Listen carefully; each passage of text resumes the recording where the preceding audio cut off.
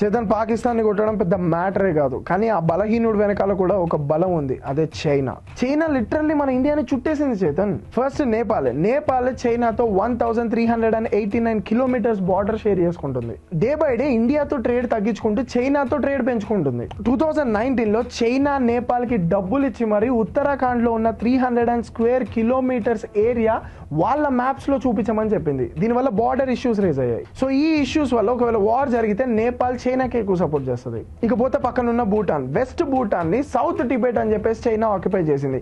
అప్పుడున్న కాంగ్రెస్ గవర్నమెంట్ ఏమీ చేయలేదు, ఎందుకంటే అప్పుడు మనకి ఇంటర్నేషనల్ కనెక్షన్స్ అంత స్ట్రాంగ్ గా లేవు. సో ఇప్పుడు అది కూడా చైనా కంట్రోల్లో ఉంది. దాని పక్కనే అరుణాచల్ ప్రదేశ్ ఉంది.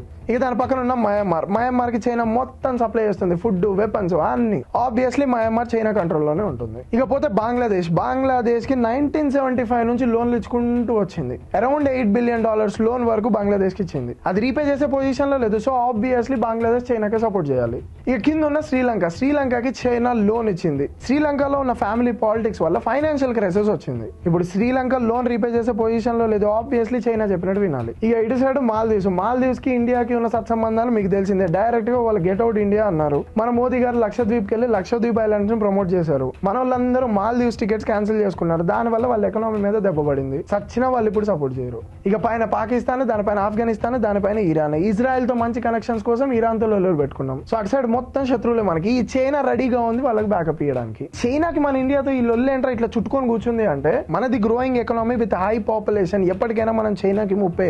అలాగే మొన్న ట్రంప్ టారిఫ్ల వల్ల ఎన్నో మ్యానుఫ్యాక్చరింగ్ హబ్స్ మన ఇండియాకి షిఫ్ట్ అవ్వబోతున్నాయి. సో ఆబ్వియస్లీ ఇండియా ఎప్పటికైనా చైనాకి థ్రెడ్. సో మనల్ని అంతం చేయాలి అని China plan. So Indian youth కి నేను చెప్పాలనుకుంటుంది ఏంటి అంటే, పాకిస్తాన్ చీరదేంగే, మోదీ గారు నాకు 2 గన్లు ఇవ్వండి, నేను వెళ్ళి పాకిస్తాన్ మొత్తం. అట్లా కాదు, అలా ఆలోచించకూడదు. మనం కొంచెం బుర్ర పెట్టి ఆలోచించండి. ఇప్పటి నుంచి 10 years లో ఇండియాని సూపర్ పవర్ చేయడానికి అడుగులు వేయాలి మనం. అప్పుడు ఏ వార్ వచ్చినా సరే మనం వేరే సూపర్ పవర్ దగ్గరికి వెళ్లకుండా మనమే సూపర్ పవర్ అయి స్ట్రాంగ్ గా నిలబడాలి. ఇండియాని సూపర్ పవర్ ఎలా చేయాలో నెక్స్ట్ వీడియోలో చెప్తాను. మీరు ఫాలో కొట్టండి. ఈ 10 రోజులు ఫాలో కొట్టండి, చాలా ఇంపార్టెంట్ వీడియోస్ వస్తాయి.